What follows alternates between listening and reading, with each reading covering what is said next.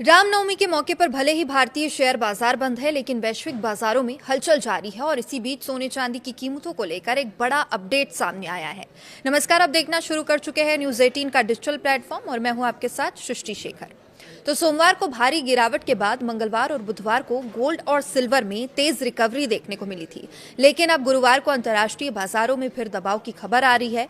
Global market में सोना और चांदी दोनों फिसलते दिख रहे हैं और खास बात यह है कि सोने के मुकाबले चांदी में गिरावट दर्ज की गई है। ऐसे में बड़ा सवाल यह है कि जब शुक्रवार को भारतीय बाजार खुलेंगे तो क्या सोने चांदी के दाम फिर से गिर सकते हैं। आइए समझते हैं पूरी स्थिति इस रिपोर्ट में। तो ग्लोबल मार्केट में आखिर गिरावट क्यों आई है, ये बड़ा सवाल है। गुरुवार को अंतर्राष्ट्रीय बाजार में सोना और चांदी दोनों दबाव में कारोबार कर रहे हैं।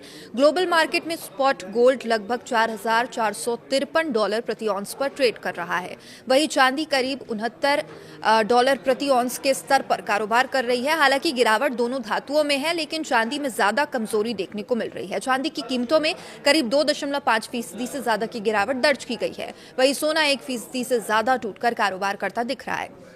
इस गिरावट का असर एशियाई और यूरोपीय बाजारों में भी दिखाई दे रहा है, जहां निवेशकों में थोड़ी सतर्कता देखी जा रही है। तो देखिए भारतीय बाजार में क्या इसके हाल है, उस पर बात करें तो भारतीय बाजार में बुधवार को कारोबार खत्म होने तक MCX यानी मल्टी कमोडिटी एक्सचेंज पर सोने चांदी में अच्छी तेजी देखी गई। MCX पर सोना लगभग 1,44,100 रुपए प्रति 10 ग्राम पर बंद हुआ, वही चांदी 2,34,700 रुपए प्रति किलो पर के स्तर पर रही।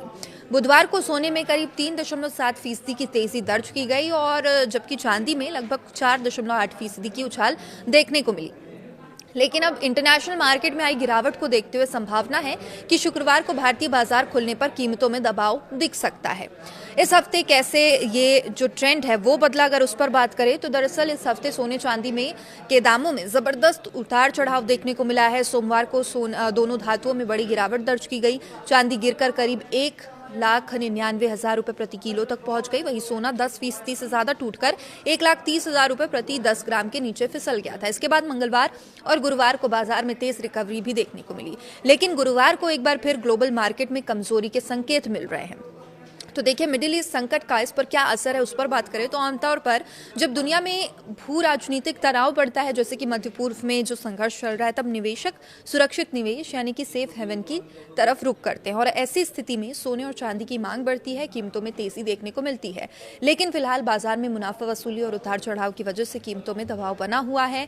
निवेशकों के लिए देखिए संकेत की बात करें तो पिछले एक साल में रिटर्न के मामले में सोने चांदी में इक्विटी मार्केट को भी पीछे छोड़ दिया है। चांदी ने करीब 100% से ज्यादा रिटर्न दिया, वहीं सोने की कीमतों में भी 50% से ज्यादा की तेजी दर्ज की गई। हालांकि हाल के महीने में भारी रैली के बाद अब करेक्शन भी देखने को मिल रहा है। पिछले 2 महीने में चांदी 45% तक सस्ती हो चुकी है, सोने में 30% से ज्यादा गिरावट आई है। इसलिए विशेषज्ञ फिलहाल निवेशकों को सतर्क रहकर निवेश करने की सलाह देते हैं। तो देखिए कुल मिलाकर तस्वीर यह है कि वैश्विक बाजार में उतार चढ़ाव के बीच सोने चांदी की कीमतें लगातार दबाव और रिकवरी के बीच झूल रही है। गुरुवार को अंतर्राष्ट्रीय बाजार में आई गिरावट के बाद अब नजरें शुक्रवार पर टिकी है।